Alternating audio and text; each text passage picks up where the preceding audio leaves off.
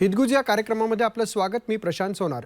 हितगुज कार्यक्रमाच्या माध्यमातून आपण चर्चा करत असतो ती आरोग्यविषयक आजारांची, उपचारांची, प्रतिबंधात्मक उपायांची, जेणेकरून आपल्या कुटुंबाचं आरोग्य चांगलं राहण्यास मदत होऊ शकते.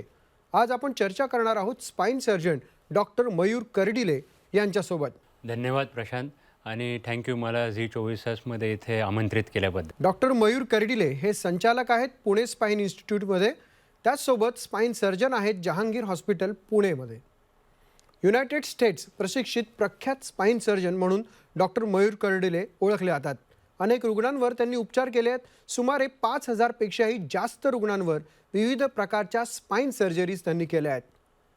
अमेरिकन स्टँडर्डनुसार आपल्या रुग्णांचे मणक्यांचे आरोग्य चांगलं असावं, विशेषतः तेही पुण्यातलं, असं त्यांचं ध्येय आहे. डॉक्टर मयूर कर्डिले यांनी MS ऑर्थोपेडिक्स ही पदवी प्राप्त केल्यानंतर अमेरिकेत स्पाइन सर्जरी फेलोशिपमध्ये शिक्षण पूर्ण केलं. सोबतच कैसर परमनंट कॅलिफोर्निया ओकलँड येथील मणक्याच्या जटिल विकृतीमध्ये आपली फेलोशिप त्यांनी पूर्ण केली आहे. UCSF university of California San Francisco येथे मणक्याच्या शस्त्रक्रियेतील परिणामांच्या म्हणजेच प्रिडिक्टिव्ह ॲनालिसिस मॉडेल संबंधित संशोधन प्रकल्पावर देखील त्यांनी काम केलं आहे. मणक्याच्या अत्याधुनिक शस्त्रक्रियांसाठी लागणारं इम्प्लांट्स ALIF बनवणारे पहिले भारतीय स्पाइन सर्जन म्हणून त्यांची ओळख आहे.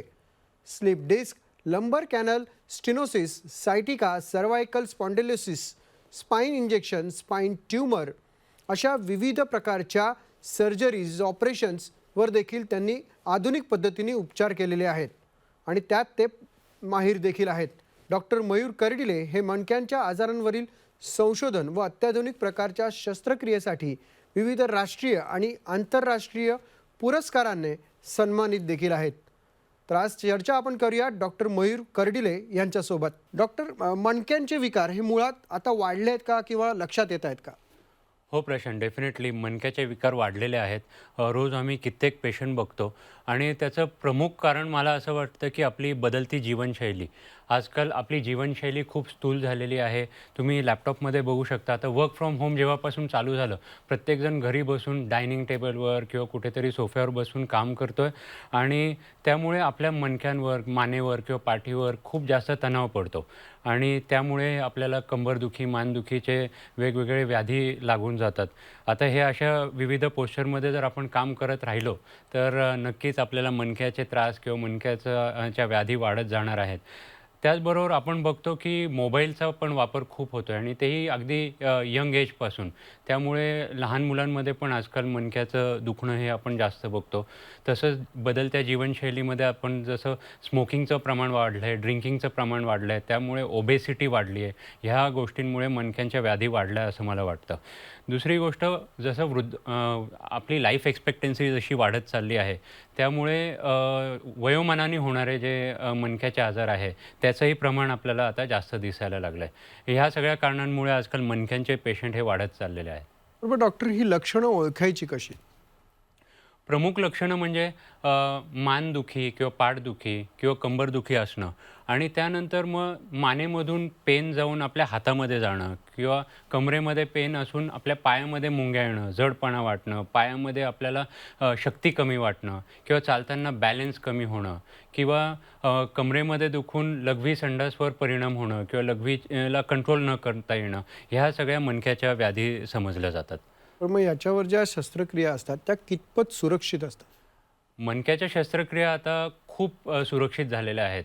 अगदी जर आपण एक 20-25 वर्ष आधी जर आपण बघितलं तर बऱ्याच लोकांना खूप भीती होती. असं वाटायचं की मणक्याची शस्त्रक्रिया झाली की माणूस काहीच काम करू शकत नाही. पण आता हे खूप बदललं आहे. जसं वेगवेगळ्या क्षेत्रात तंत्रज्ञ बदललं आहे तसं मणक्याच्या सर्जरीमध्येही तेच झालं आहे. आता आपण हे बघू शकतो लॅपटॉपवर की सुसज्ज ऑपरेशन थिएटर झालेत. ऑपरेशन थिएटरमध्ये खूप सारे नवीन नवीन प्रकारचे इन्स्ट्रुमेंट्स आलेले आहेत. अगदी MRI MRI टेक्नॉलॉजीमध्ये जो डेव्हलपमेंट झालेली आहे, त्याच्यात अगदी मिलीमीटर बाय मिलीमीटर मणक्यामध्ये काय चाललं आहे, हे आपण ऑपरेशनच्या आधीच हे प्लॅन करू शकतो आणि त्यानुसार आपण चांगली ट्रीटमेंट देऊ शकतो.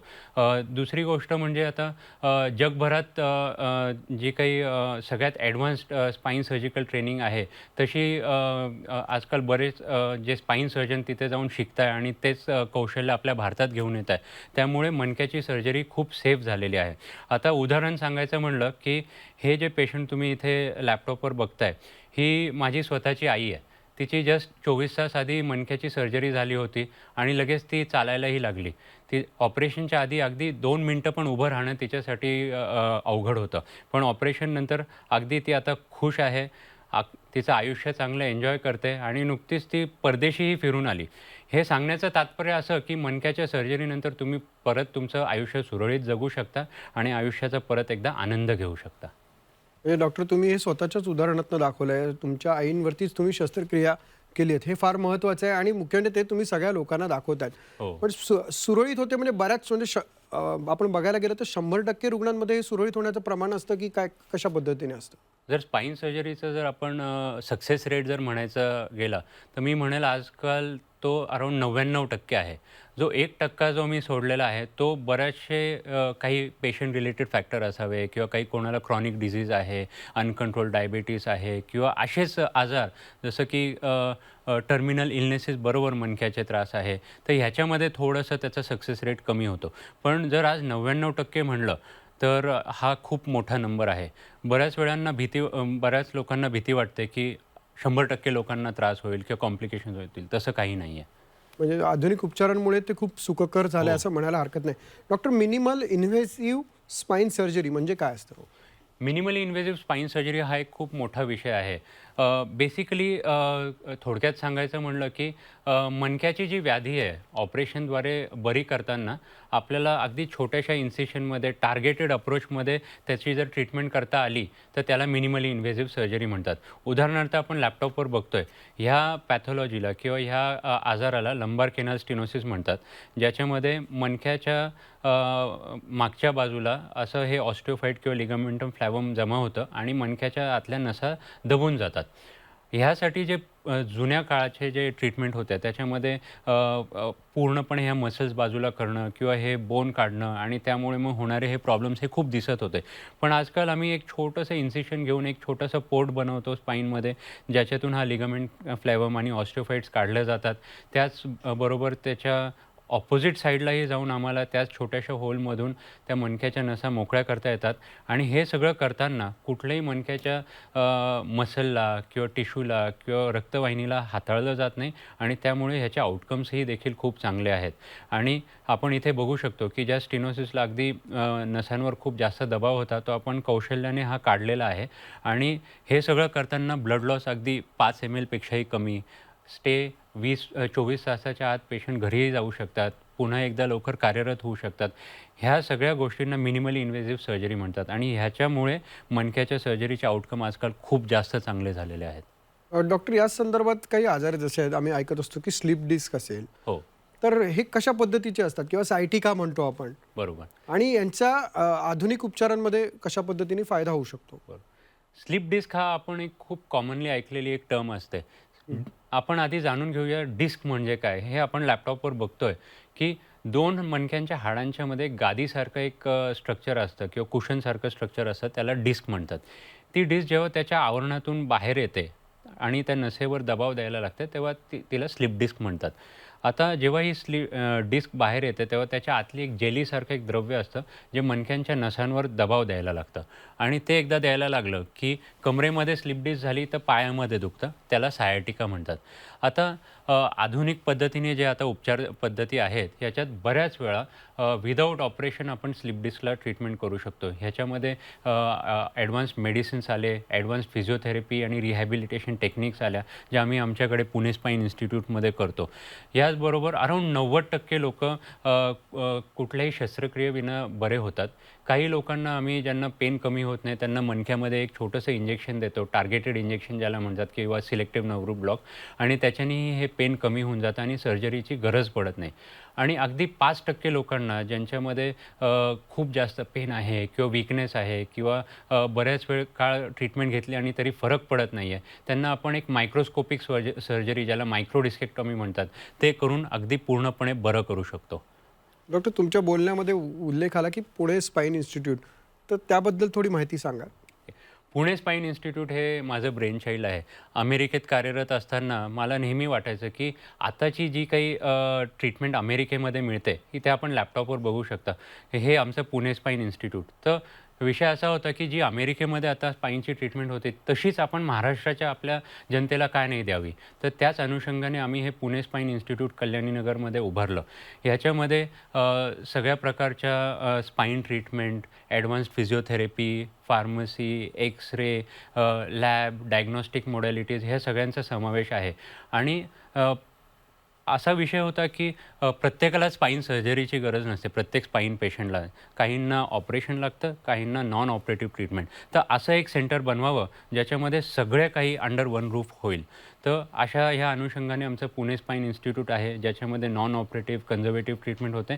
आणि जर कोणाला जर सर्जरीची गरज लागते, तर मी हे अगदी अगदी अभिमानाने सांगू शकतो, की पुणे स्पाईन इन्स्टिट्यूटमध्ये जी काही आज सर्जरी सांगितली जाते किंवा त्याच्या माध्यमातून आम्ही जी जहांगीर हॉस्पिटलमध्ये सर्जरी करतो, आज ती कुठल्याही जगातल्या मोठ्याच्या मोठ्या स्पाईन सेंटरमध्ये त्या स्टँडर्डमध्ये आम्ही त्या सर्जरी करतो किंवा त्या प्रकारची आम्ही सेवा आज रुग्णांना देतो.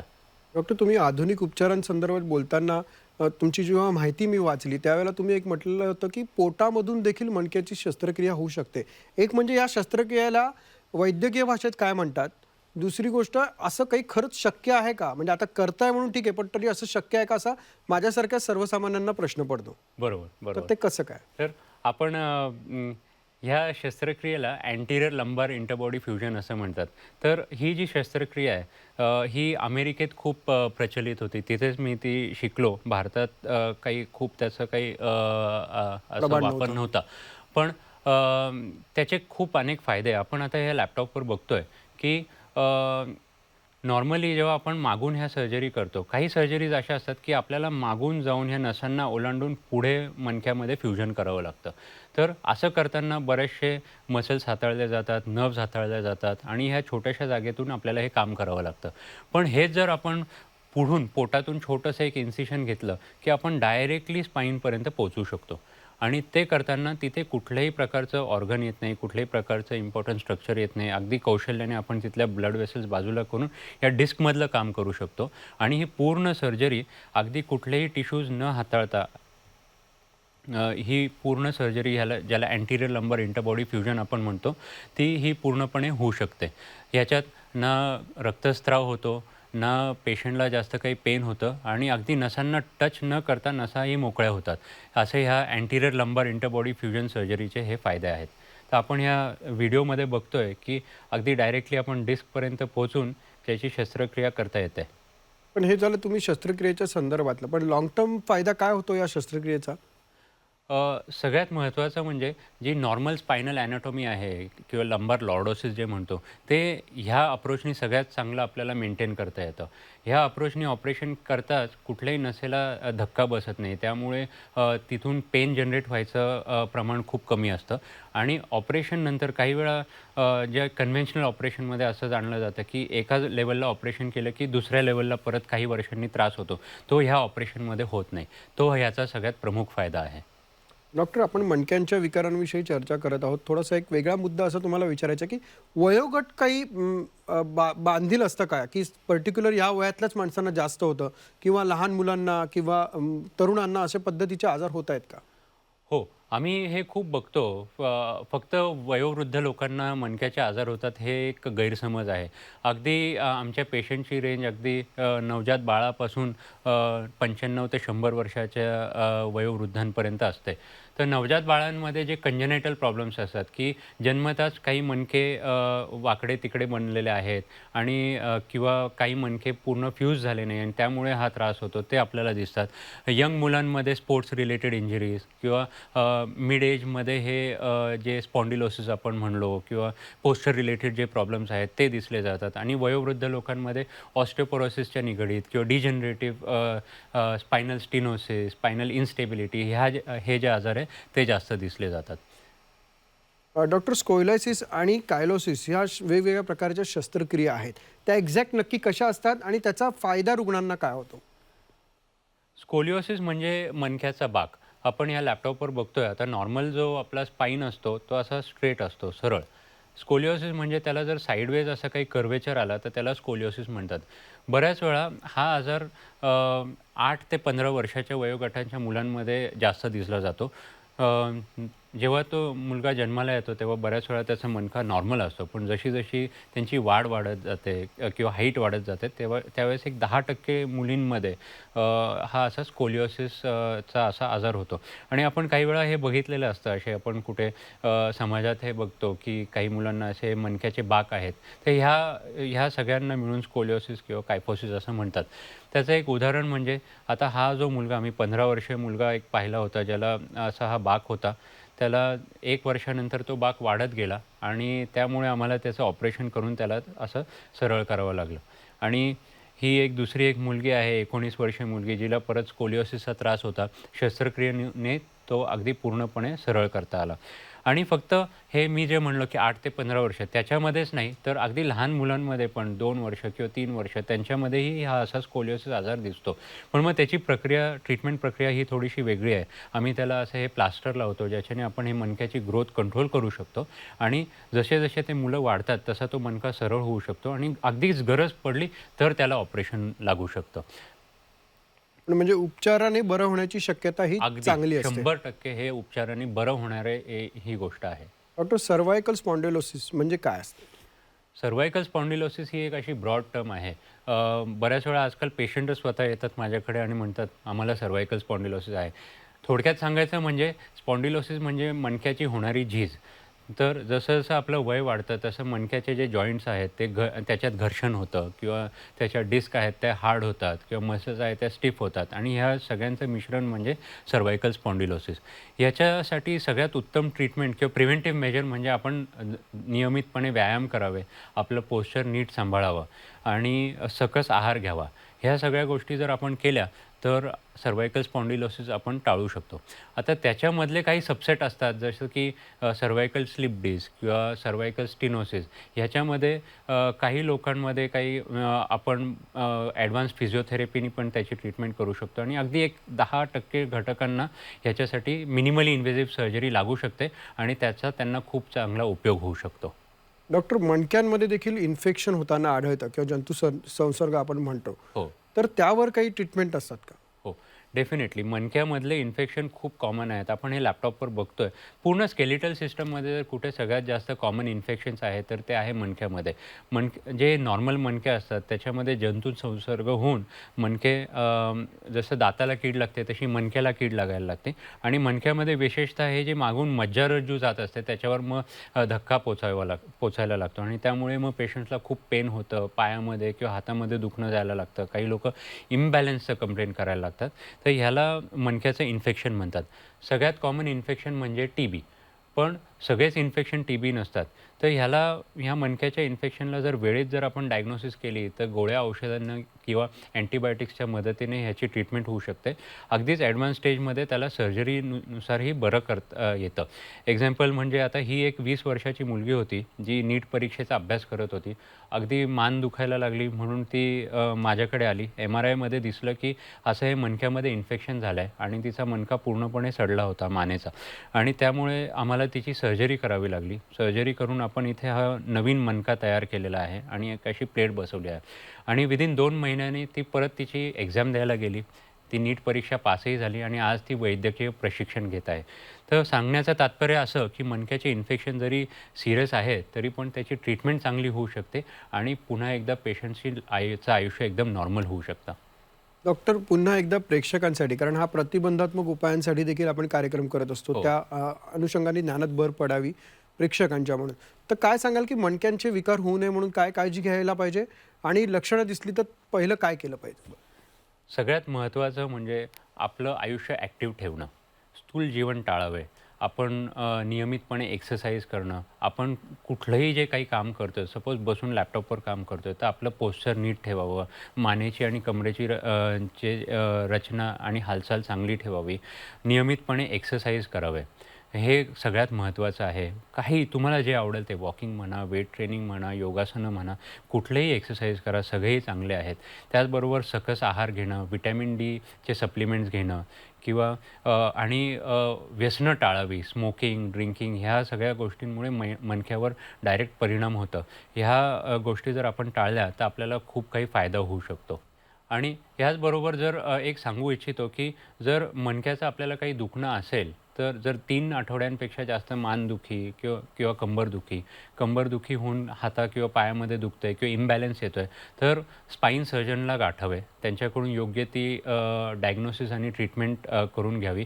योग्य वेळी डायग्नोसिस आणि उचित उपचार जर केले, तर हे मणक्याचे आजार अगदी बरे होतात. दुसरी गोष्ट म्हणजे अगदी मणक्याच्या सर्जनकडे गेलं म्हणजे सगळ्यांनाच ऑपरेशन लागेल असं नाही आहे. 90% लोकं विदाऊट ऑपरेशननी बरे होतात आणि जरी ऑपरेशन लागलं, तरी आजकाल हे ऑपरेशन खूप सेफ झाले आहेत. आधुनिक पद्धतीने ह्याचा ट्रीटमेंट खूप चांगली होऊ शकते आणि तुम्ही पुन्हा एकदा आयुष्याचा खूप चांगला आनंद घेऊ शकता.